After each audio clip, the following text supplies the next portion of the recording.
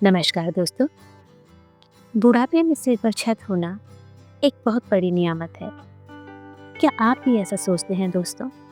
यदि हाँ, तो यह कहानी अवश्य सुने, जिसे लिखा है मालती जोशी जी ने। और अगर कहानी पसंद आए तो वीडियो को लाइक शेयर भी अवश्य करें। तो चलिए सुनते हैं कहानी।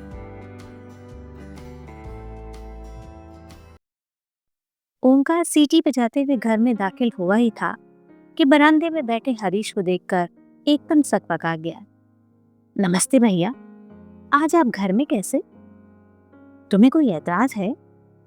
हरीश ने कहा तो ओंकार और भी सहम गया। उसकी हालत देखकर हरीश को हंसी आ गई। कहा, मैं तो खैर अपने घर में बैठा हूँ, पर आज आपकी सवारी इधर कैसे? ऐसे ही, कभी कभी भाभी जी से मिलने चला आता। भाभी है ना भीतर? उसने पूछा और उत्तर की प्रतीक्षा ना करते हुए सीधे भीतर चला गया। भीतर वाले उसारे में माँ बेटी दोनों मिल गई। ओंकार वहीं पास में बैठ गया। बोला, भाभी जी, बड़े भैया के पास कौन सी गाड़ी है? सेंट्रो? क्यों? नीली वाली थी ना? पर आजकल वहां एक लाल गाड़ी खड़ी रहती है, खूब बड़ी सी। अपने छोटे भैया को जाकर बताओ। बेचारी भाभी कहते हैं उनका मुंह नहीं सूखता, और बेचारी भाभी दो दो गाड़ियां रखी है। चुप करो अम्मा, पता है ना मैं आज घर में है।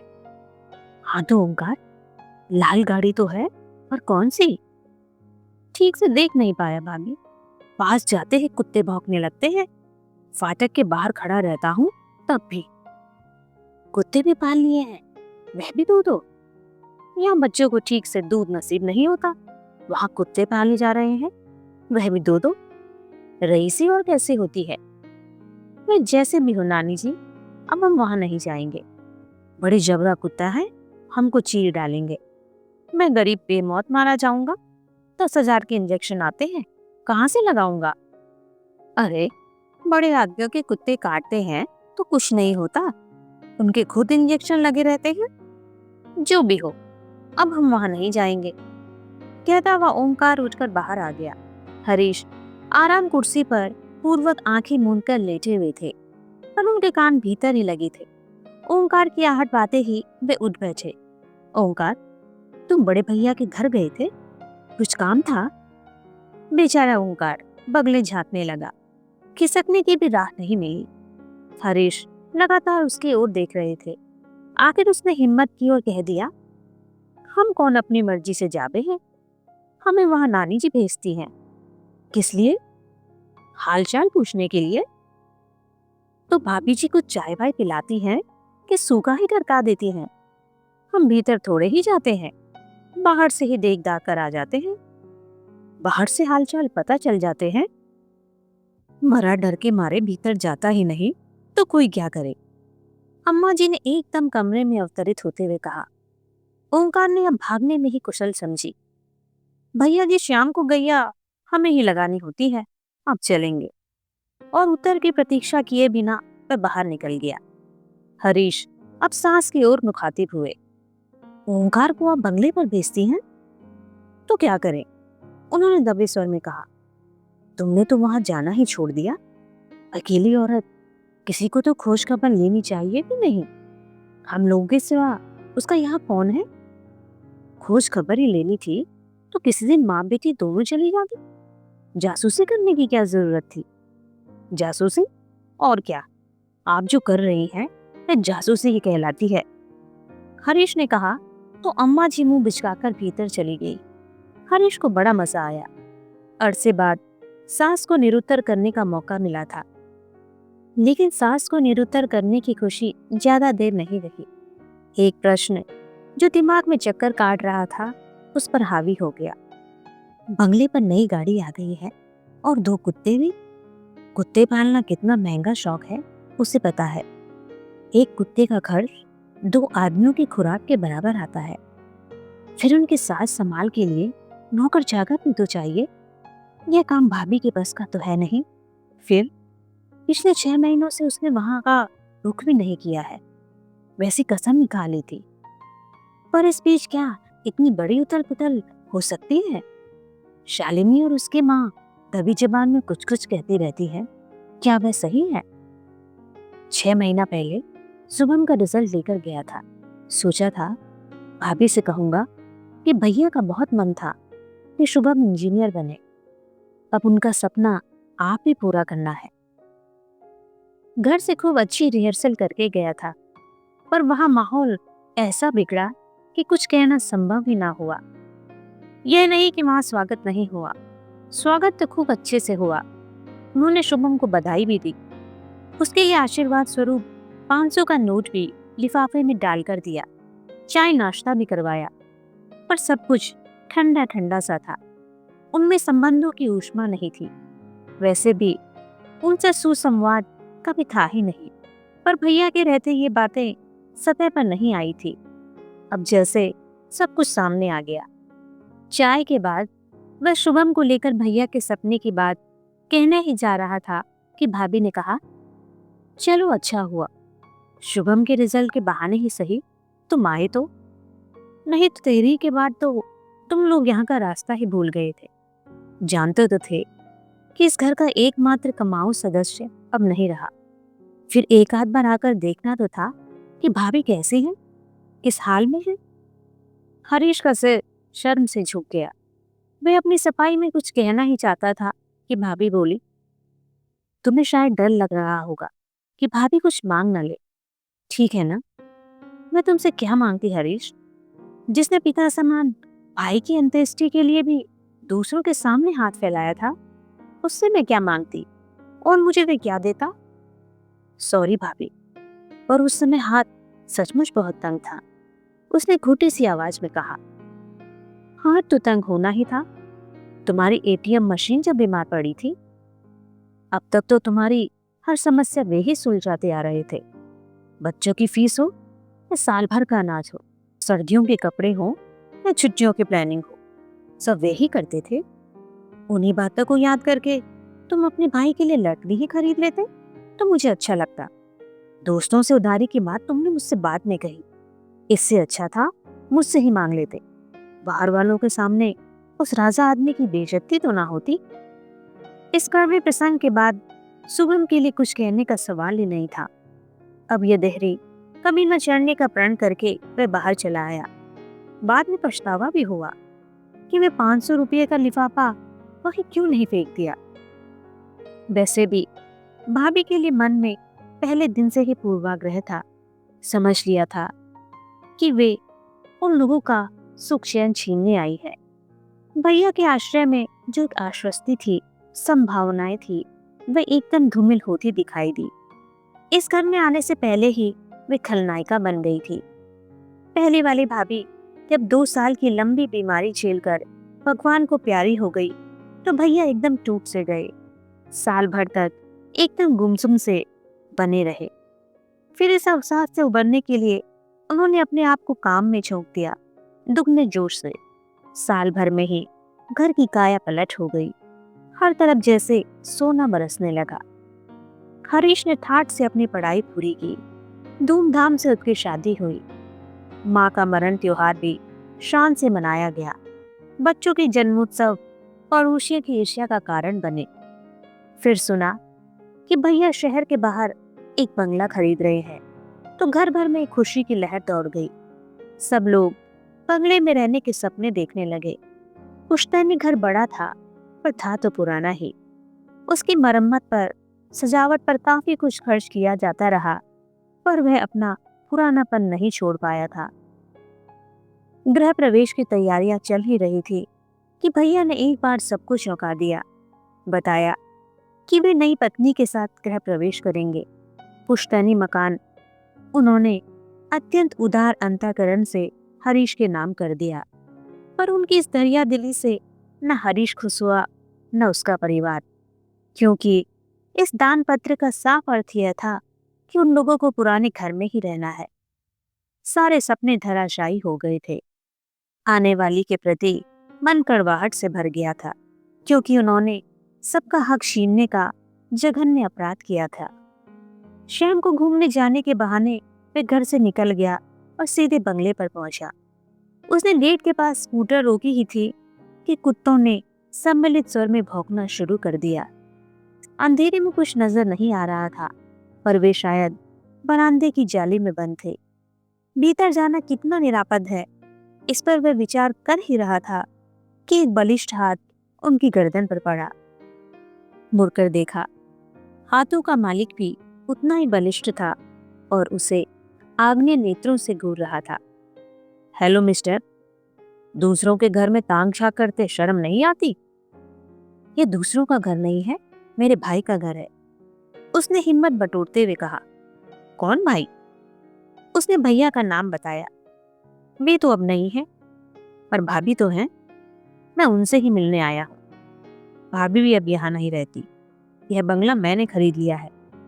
क्या बात करते हैं?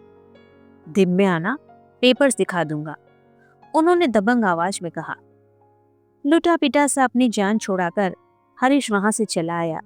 बाद में ध्यान आया कि भाभी के बारे में तो पूछा ही नहीं कि वे कहाँ गई, पर अचानक पकड़े जाने के कारण उसकी सिट्टी पिट्टी गुम हो गई थी। उसे कुछ होश ही नहीं रहा। रात पर उसे नींद नहीं आई। शालिनी से बात करना चाहता था, पर हिम्मत नहीं पड़ी। जानता था अम्मा जी हमेशा कान लगाई रहती हैं। सासू माँ की निरंतर उपस्थिति उसे पहली बार खली। इकलौती कन्या से शादी करते समय केवल प्रॉपर्टी का ध्यान था। यह नहीं पता था कि दहेज में अम्मा जी भी साथ चली आएंगी। आई हैं तो चुपचाप बनी रहे, पर नहीं, हर घड़ी अपनी उपस्थिति दर्ज कराती रहेंगी। भैया तो पीठ पीछे उन्हें ललिता पवार ही कहते थे। शायद उनके आने के कारण ही दूसरी शादी के बाद उन्होंने अलग घर बनाने की सोची हो। बड़े भैया की शादी पर सबसे ज्यादा वक्र दृष्टि अम्मा जी की ही थी। शादी के बाद भाभी के यहाँ 2 बार उम्मीद जगी थी, पर हर बार खुशियां आधे रास्ते से लौट गई थी। वह शालिनी ने इसका श्रेय अपनी माँ को दिया था। तब से हरीश को उनसे डर सा लगने लगा था। क्या भाभी इस राज को जानती है? क्योंकि उसके बाद से ही उनके व्यवहार में एक ठंडापन सा आ गया था। शादी के इन 15 सालों में वे मन से किसी से जोड़ ही नहीं पाई। उन्हें घमंडी करार दे दिया गया, पर दूसरा पक्ष भी कम दोषी नहीं था। उसने इस खाई को पाड़ने की कभी कोशिश ही नहीं की। दूसरे दिन सुबह सुबह वह मुंशी बाल मुकुंद जी के घर जा पहुंचा। देर होने से उनके काम पर निकल जाने का डर था। भैया के बाद कई वकीलों ने उन्हें हाथों हाथ ले लिया होगा। ऐसे कर्मठ और कुशल लोग आजकल मिलते कहाँ हैं। भैया का कोई काम या संदेश लेकर इस घर में वो कई बार आया है। हर बार उसका ननक से स्वागत हुआ है, पर इस बार मुंशी जी का व्यवहार बड़ा रूखा लगा। दरवाजा उन्होंने ही खोला था। वहीं खड़ी खड़ी पूछ लिया, बोलो। एक क्षण को वह अप्रतिभ तो हुआ, पर उसने दूसरे ही क्षण हर धर्मिता के साथ कहा, आपसे कुछ बात करनी थी, भीतर आ सकता हूँ? अब मजबूरन मुंशी जी को रास्ता छोड़ना पड़ा। हरीश भीतर आकर बैठ गया। बैठक का कमरा उसे बदला बदला सा लगा, बदला बदला सा और परिचित सा भी। हाँ बोलो, मुंशी जी ने उसे चेताया। वह व्यवस्थित हुआ और बोला, मैंने सुना है भाभी ने बंगला बेच दिया है। हाँ ठीक सुना है, 15 दिन पहले ही डील हुई है। हमें हवा तक नहीं लगने दी। मुंशी जी चुप बने रहे। हमारी रजामंदी की जरूरत भी नहीं समझी गई। ये कोई पुश्तैनी प्रॉपर्टी तो थी नहीं कि सबकी रजामंदी की जरूरत होती। वकील साहब की पर्सनल प्रॉपर्टी थी, वे उसे बेचते चाहे दान में दे देते। उन्होंने बंगला पत्नी के नाम कर दिया था। वे ही लीगल या नेचुरल वारिस भी थी। उन्होंने बंगला बेच दिया बस।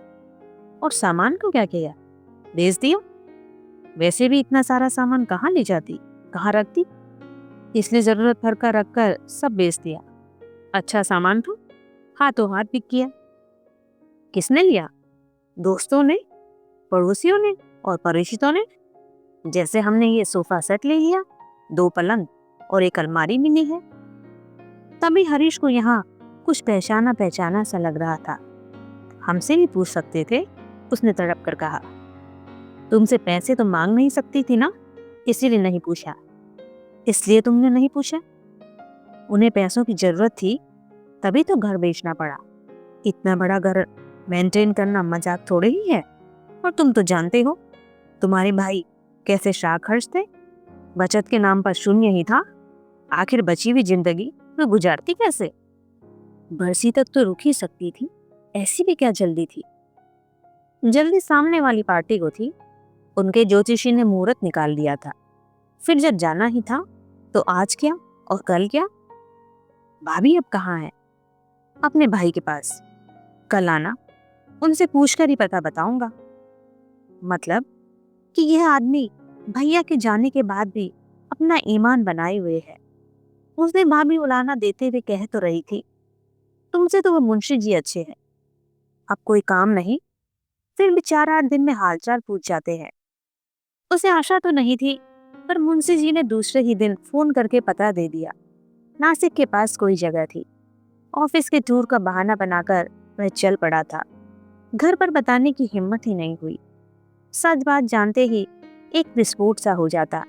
जो कुछ हुआ उसमें 100% उसका दोष बताया जाता, उसकी अकर्मण्यता को कोसा जाता। मुंशी जी ने पता ठीक ठाक दिया था। ढूंढने में ज्यादा परेशानी नहीं हुई। शहर से बाहर एक कंपाउंड में 2 हाउसेस की लंबी कतार थी। गेट पर नाम लिखा था विश्रांति।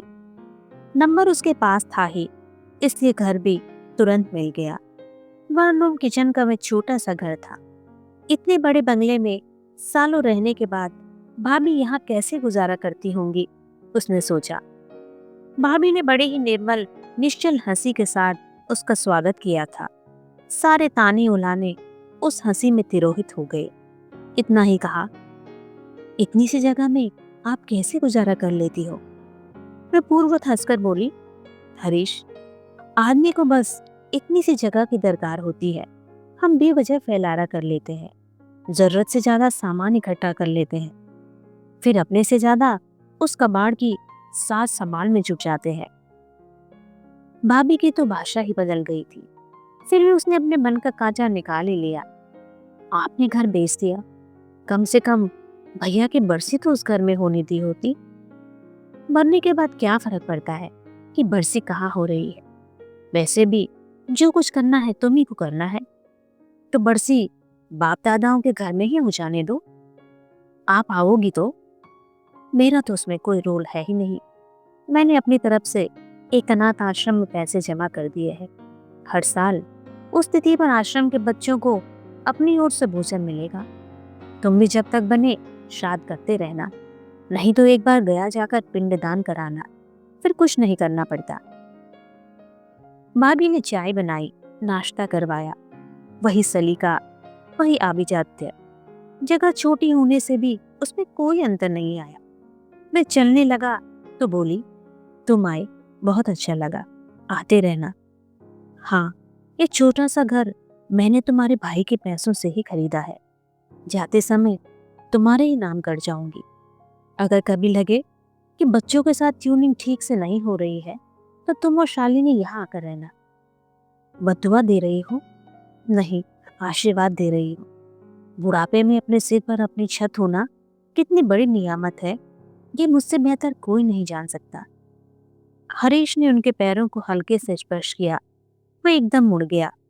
उस गरिमामयी महिला को इस तरह कातर होते देखना उसे अच्छा नहीं लग रहा था। अभी आपने सुनी मालती जोशी जी के द्वारा लिखी प्रसिद्ध कहानी वसीयत। ऐसे ही अच्छी अच्छी कहानियों को सुनने के लिए चैनल को सब्सक्राइब और वीडियो को लाइक शेयर अवश्य करें। मिलते हैं फिर एक नई कहानी के साथ एक नई वीडियो में। धन्यवाद।